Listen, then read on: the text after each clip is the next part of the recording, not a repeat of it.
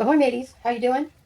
So, you can call me Dede, and this is the GrunEule Tarot channel. Greetings.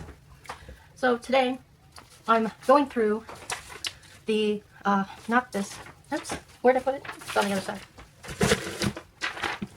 This is the My Gratitude decks, and a VR to Moonflower Moments. And that was a new channel find to me this fall, so yay. So we've got the Gratitude decks tag. 12 questions. 12 questions of the prompts. The deck that has stood my side through the darkest moments. And that is the GrunEule Tarot. This is first edition. Oops. I don't want to spill anything. This deck. So I have a printout of the descriptions of the first edition cards that were changed in the second edition. I have the book from the second edition because I had to rebuy it because I didn't keep it, and the copy I had didn't survive the move, so I didn't have eight copies. So, the GrunEule Tarot, the gratitude deck that stood by my side.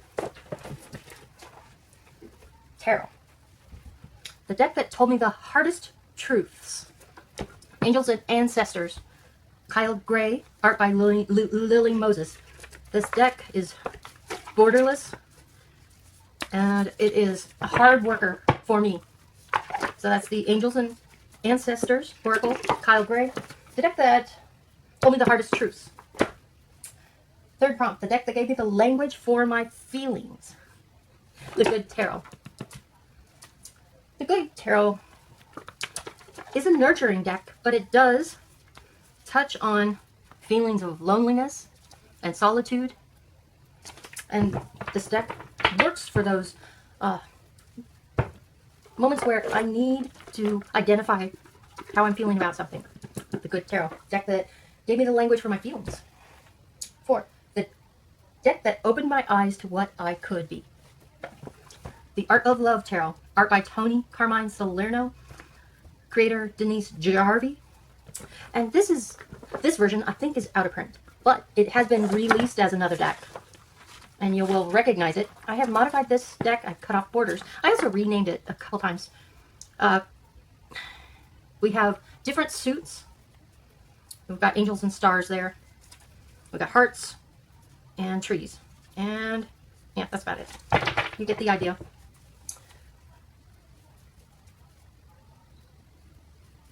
This is the deck that opened my eyes what I could be. Helped me identify how to be a better member of my family, how to be a better daughter, how to be a better sister. All right. The deck that dared me to live. That is the Tarot of the She. And I have this paired with this other She deck.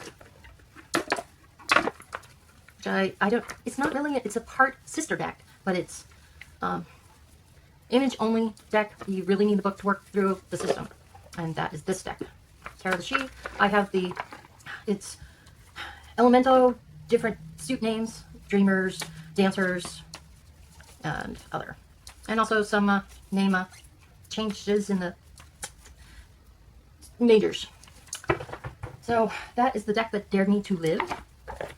I use these together and separately. Set that over there. The deck that celebrated my biggest victories. And that is the Hero Journey Oracle. Walden, and the art by Rassouli. This is a blue angel deck. Biggest victories. Beautiful art. My favorite card in the deck. And this is follows the practical approach to myths from Joseph Campbell, The Hero's Journey. And this is the deck that helped me celebrate big victories. Like, I pulled a card after I walked 2 continuous miles, which is great because you know what? If you walk that far, you have to walk back, which was a challenge, but I finished it. Now, prompt 7, the deck that taught me the importance of stillness.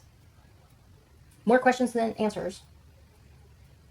and notice the magic in the mundane. So this is actually, the mundane part is the hoodoo tarot. Why? Well, because you have, what's the word? Mundane objects are the suits. You have sticks, baskets, coins, and knives, all mundane. So this deck worked to help me notice the magic in the mundane. And the deck that gives me more questions than answers and stillness is the Sibyl's Oraculum. Creator, smart person alert. Like, I love smart people that I can learn from. Tanya Lee McQuiller, or Queeler, I'm not quite sure, but this person is super smart. This is, I think, I'm not sure, haven't watched a lot of her published interviews, but it feels like this is a seminal work that she put together. Maybe it was, I'm not sure. So, oddly enough, I've worked this system. You can see I have this tabbed up. This provides me more questions than answers, so it gives me the ability to step through process and stillness, like literal stillness. I believe there's actually a stillness card. Yeah, well, silence, stillness. I knew that. Look at me. And we got a gator lurking in deep water. Kind of like how they hunt. They stalk in stillness. So that's the Sibyl's Oraculum part of prompt 7. More questions than answers, and worked on the stillness.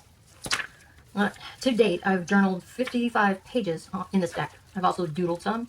I worked the whole book. We've got some doodles. Worked the whole book. I worked the front matter with quizzes and journaled about the right and wrong I got in each suit or section.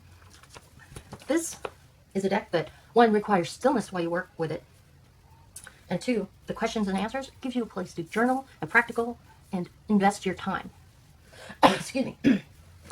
So those both go together for section prompt 7. Set those aside. Well, that's 7, 8, and 9, right? So prompt 10, the deck that encouraged me to embrace levity. That is the English Magic Tarot. This deck, I think it's the art style and the color palette that brings me to that lighthearted levity point. Plus, I always feel like this is pirate hands. I don't know why, but this feels like a pirate deck to me. So you can see the color palette. It's muted, rich, earthy tones.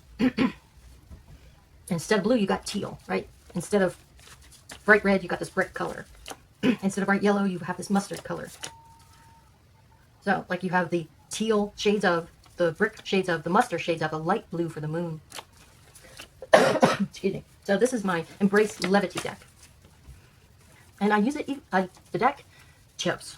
And it struggled for me for shuffling. I've got tears in it. I'm missing a corner on a deck, on a card somewhere. But you know what? This works. That's the English Magic Tarot. Lighthearted levity. Excuse me, I need to sip. Deck that stifled my practice. Deck that jump-started a creative project. Okay. Stifle. You know, I wanted to get a sister deck to this. 2 decks stifled my practice. The Flow Tarot. Maybe it's the bag that stifled my practice for access, right? This deck stifled my practice because it gave me sadness. And that's because this was the last craft project my mother and I worked on, was creating this box pattern. And so this is my nautical box. It's soft but rigid and holds the shape. And I put the Tempest Tarot in there. So this deck brings me personal sadness. It kind of stifled my practice. And on top of that, I misfired on a lot of shuffles with this. The card stock made me misfire. Or my deficits made me misfire. So it's really hard to shuffle because I screwed up the card stock.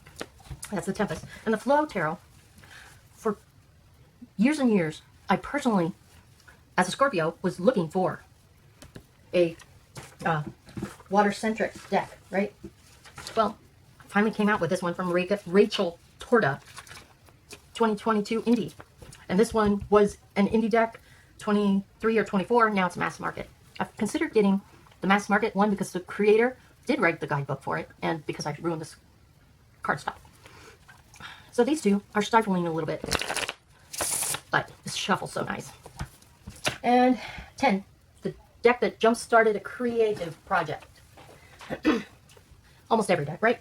But this deck, the deck that jump started a creative project for me in 2025, primordial. Struggle with multi-syllable words. Dreams Tarot. Now, this deck works for me for a number of reasons. Color palette. Easily, I've got cards in here I'm working with right now. Justice, the Self, the Dreamer, and the One of Fire, Ace of Fire. So those are the current cards that I'm working on a project. So this, let's stick that in there. Lene Aradni is the best.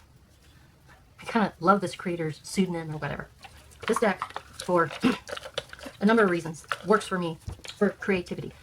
So we have Mother, Father, we have Hero, and Initiate. So when I'm writing, I can go to a hero card of the suit, look what surrounds it. So then I can write that paragraph or section based on those prompts. And we have Air, Earth, Fire, Water. The colors match my associations. Earth is brown, air is yellow, fire is fire colored, water is water colored. And this black gilding works for me. Now it's not super durable, but it works. Cardstock is lightweight and flexible. Might even be plastic, I'm not sure. But it bridges and ruffles and works. Let me give you an example. Find an X. These are all mixed up now. I shuffled head to tail. Find the X, right?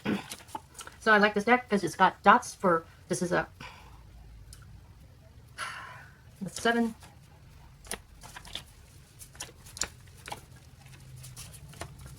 That's a major. Look at that blue. I love this. So here we have a sentence or a paragraph or a scene I could work with. So in this we've got upside down, we've got 5 of air, so 5 of wands, reversed. We have the hero of earth, and here we have the initiate or the page of air. So we've got a message. So we have a conflict, our hero, and a message. So that's an easy scene to write. Or an internal conflict about something that they overhear. So that's why this deck works for me in creative projects. All right, be happy and healthy, and thank you for hanging around. If you hung around, what is your #1 gratitude deck? Be happy, be healthy. Bye for now.